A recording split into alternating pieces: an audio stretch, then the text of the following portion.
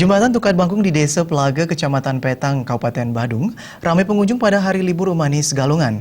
Warga memilih jembatan yang menghubungkan Kabupaten Badung dengan Kabupaten Tabanan dan Bangli karena pemandangan alam yang indah dan hawa yang sejuk. Tak mengherankan jika jembatan Tukad Bangkung menjadi tempat favorit bagi para pengunjung. Selain panorama alam yang indah dan alami, objek wisata ini terasa nyaman karena jalan menuju jembatan tertata dengan rapi. Di sepanjang perjalanan terbentang hamparan sawah nan hijau. Pepohonan yang rindang semakin menambah keindahan perjalanan menuju Tukad Bangkung. Dari hasil pantauan tim liputan, sejak pagi pengunjung sudah berdatangan untuk menikmati pemandangan dan berfoto selfie. Seorang warga, Paruk, menjelaskan, jembatan Tukad Bangkung ramai pengunjung pada hari-hari raya tertentu seperti Umanis Galungan. Hari ini mungkin belum begitu ramai, nanti mungkin agak siangan, sekitar jam 1 atau jam 2, kalau nggak hujan mungkin tambah lebih ramai lagi.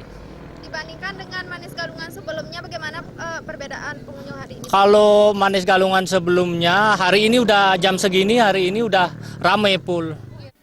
Seorang pengunjung pandai mengatakan, dirinya memilih berekreasi ke jembatan Tukad Bangkung karena suasana alam masih alami dan belum terjamah pembangunan yang mengurai keindahan alamnya. Karena bagi saya tempat ini adalah tempat yang view-nya bagus.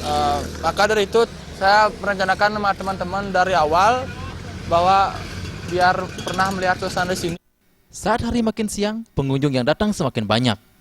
Beberapa pedagang terlihat menjajakan dagangannya. Pecalang pun sibuk menertibkan pengunjung yang memarkir kendaraannya sembarangan. Suryantari dan Andika